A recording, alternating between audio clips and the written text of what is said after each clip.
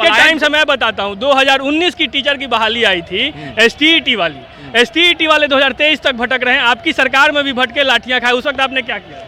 जो 10 लाख रुपया का लोन देने का प्रोवाइड हुआ है, वो एक एक युवा को कम से कम प्रोत्साहन मिलता है कि हमको कल कारखाना, हमको कुछ रोजी रोजगार कर सकते हैं। कैसे रोजी रोजगार नहीं हो रहा है हमारे सर? ये बिहार है, यहाँ लोगों के जो माइंड सेट हैं वो 70-80% ये है कि हमारी नौकरी हो, हमें IAS बनना है, IPS बनना है, दरोगा बनना है, SSC निकालना है, प्रोफेसर बनना है, टीचर बनना है।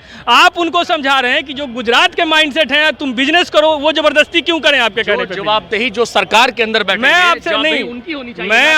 मैं आपसे ये जानना चाह रहा हूँ, वो क्यों नौकरी करना चाहें? अगर उन्हें नौकरी करना है तो आपके कहने पे वो बिजनेस क्यों करें? नहीं, सब किसी और भाई बेटा भतीजाबाद की सरकार नहीं है, परिवारवाद की सरकार नहीं है। हमारा अगर एक कार्यकर्ता भी है तो वो भी मुख्यमंत्री का सपना देखता है। सिर्फ ये नहीं, ये तो आपने अपनी पार्टी वालों को प्रलोभन दे दिया जो आपके कार्यकर्ता हैं। मैं तो आम युवाओं की बात कर रहा हूँ, जो युवा कहीं नहीं है, जो युवा नौकरी चाहता है, जो युवा इस उम्मीद में पढ़ता है कि उसकी 2 रुपए की नौकरी हो, 200 की नौकरी हो, वो अपने घर का परिवार चला ले, पेट पाल ले, उसमें वो खुश है। आप उसे मुख्यमंत्री के सपने दिखा रहे हैं। आपको शायद ये पता नहीं है नौकरी कितनी बिहार के अंदर जो अभी आज के डेट में MSME के हैसियत से जो बैंक में 10 लाख MSME की हैसियत से जो 10 लाख रुपया का में आपकी जिम्मेवारी बनती है ना? कहाँ किया आपने? क्या देखे आप बीजेपी का? आइए मैं इनसे पूछ रहा था, ये युवा मोर्चा के कोषाध्यक्ष हैं, कहाँ पे बताया आपने? बरौनी में। इनका कहना है कि पिछले 35 सालों से बहालियाँ नहीं आ रही हैं।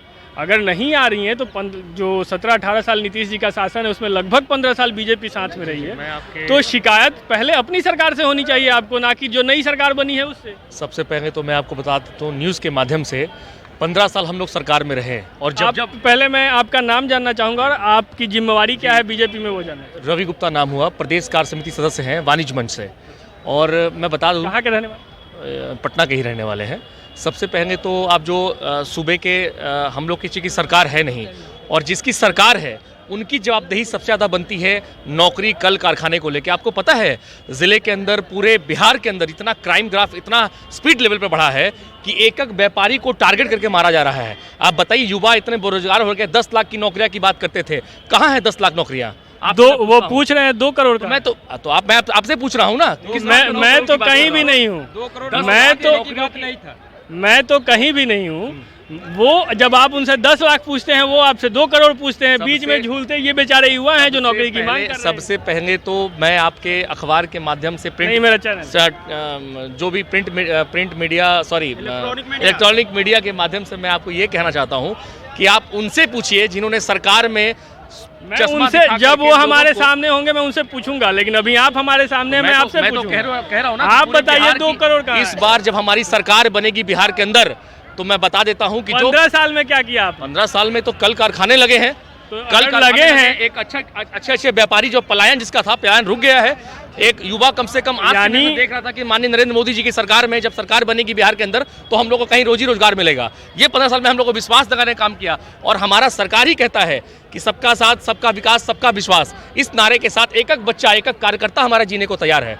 आपकी रैली वाली भाषण से मैं सहमत हूँ, लेकिन आप मुझे ये बताइए कि आप बात करते हैं 15 साल में कल कारखाने लगे, फैक्ट्रियां आई, इंडस्ट्री आई, यानी आप नीतीश कुमार जी के जो 15 साल शासन थे आपके साथ, उसे सही ठहरा रहे हैं। आप बता रहे हैं कि वो सही था, जो गड़बड़ी है इधर ही 1.5 साल। सूबे के मुखिया माननीय नीतीश कुमार जी को यहाँ की जनता, पूरे बिहार की जनता ने पहचान लिया है कि एक बार नहीं, ये मेरे सवाल का जवाब दीजिए। इसके लिए मैं आपको फिर मौका दूंगा। पहले आप हमारे सवाल का जवाब दीजिए, आप हमारे सवाल का जवाब दीजिए। एक आदमी, एक पब्लिक से आप पूछिए कि क्या ये नीतीश कुमार जी जो कर रहे हैं आज के डेट में, अपनी कुर्सी बचाने के लिए किसी और को सरकार में बैठाने के तैयार है? और बताइए, उनसे सवाल नहीं पूछ करके आप जो सत्ता में आने के लिए उनको तो आप भी वापस आप देखे होंगे 2017 में क्यों वापस? नेता, माननीय प्रतिपक्ष के नेता अभी 4 दिन पहले पटना जिले के अंदर फतवा में हत्या के होने का काम चलता है, और 5-5 जिले के अंदर 5-5 लोगों को गोली लगती है, इसमें 3 लोगों की मृत्यु हो जाती है।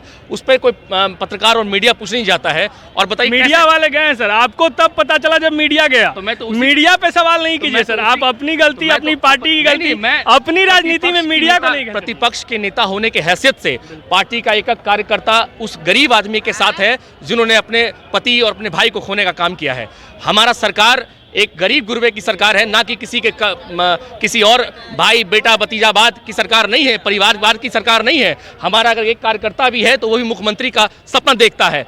सिर्फ ये नहीं, ये तो आपने अपनी पार्टी वालों को प्रलोभन दे दिया जो आपके कार्यकर्ता हैं। मैं तो आम युवाओं की बात कर रहा हूँ, जो युवा कहीं नहीं है, जो युवा नौकरी चाहता है, जो युवा इस उम्मीद में पड़ता है कि उसकी 2 रुपए की नौकरी हो, 200 की नौकरी हो, वो अपने घर का परिवार चला ले, पेट पाल ले, उसमें वो खुश है। आप उसे मुख्यमंत्री के सपने दिखा रहे हैं। आपको शायद ये पता नहीं आपने है नौकरी कितनी बिहार के अंदर जो अभी आज के दिन में MSME की हैसियत से जो बैंक में 10 लाख MSME की हैसियत से जो 10 लाख रुपया का लोन देने का प्रोवाइड हुआ है, वो एक युवा को कम से कम प्रोत्साहन मिलता है कि हमको कल कारखाना, हमको कुछ रोजी रोजगार कर सकते हैं। कैसे रोजी रोजगार नहीं हो रहा है हमारे सर? ये बिहार है, यहाँ लोगों के जो माइंड सेट हैं वो 70-80% ये है कि हमारी नौकरी हो, हमें IAS बनना है, IPS बनना है, दरोगा बनना है, SSC निकालना है, प्रोफेसर बनना है, टीचर बनना है। आप उनको समझा रहे हैं कि जो गुजरात के माइंड सेट है, तुम बिजनेस करो, वो जबरदस्ती क्यों करें? आपके कहने पे जवाबदेही जो सरकार के अंदर बैठे, मैं आपसे नहीं, उनकी होनी चाहिए। मैं आपसे ये जानना चाह रहा हूँ, वो क्यों नौकरी करना चाहें? अगर वो उन्हें नौकरी करना है तो आपके कहने पे वो बिजनेस क्यों करें? नहीं, सबसे पहली बात तो ये है कि जो सरकार के अंदर बैठे हुए लोग हैं, चाहे जिनकी भी सरकार हो, अगस्त तक आप बैठे हुए थे साथ में। भाई सरकार में आपने क्या किया? जॉब नहीं थी तो हम लोग तो कर ही रहे थे। क्या किया सर? आपके टाइम से मैं बताता हूँ, 2019 की टीचर की बहाली आई थी, STET वाली। STET वाले 2023 तक भटक रहे हैं। आपकी सरकार में भी भटके, लाठियां खाए। उस वक्त आपने क्या किया? आपको शायद क्या हालचाल, आपको शायद ये बात बहुत ही सटीक तरीके से समझना होगा कि जो भी सरकार के अंदर जो पोर्टफोलियो बना था वो NDA की सरकार में बनी थी, और आज के डेट में माननीय नीतीश कुमार जी उसी चीज को कार्यबल करके रास्ते में दिखा रहे हैं कि भैया हमारा आपके समय वो क्यों नहीं लागू हुआ? 6 महीने में ही लागू हो गया, आपके समय क्यों नहीं? सरकार में ऐसा कभी होता है क्या कि आज मैं सरकार में बैठा और कल ये चीज? सर आज नहीं बैठे थे, 15 साल का इतिहास रहा है आपको बिहार की राजनीति में। मैं तो इसी बात का आपका जवाब दे रहा हूँ, 15 साल में सरकार कभी स्टेबल हुई ही नहीं। क्या बात कर रहे हैं आप?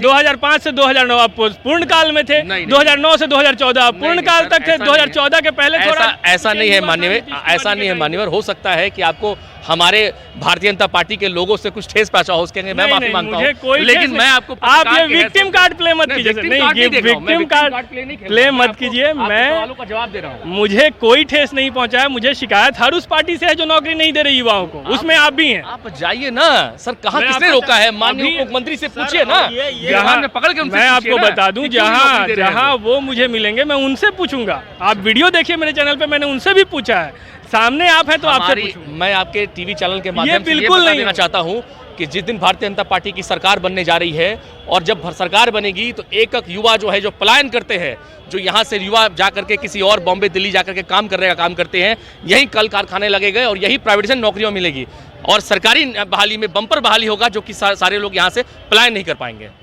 आपके इस जुमले को जनता क्यों सीरियस लेगी? आप मुझे पहले सवाल सुन लीजिए, पहले सवाल सुनिए।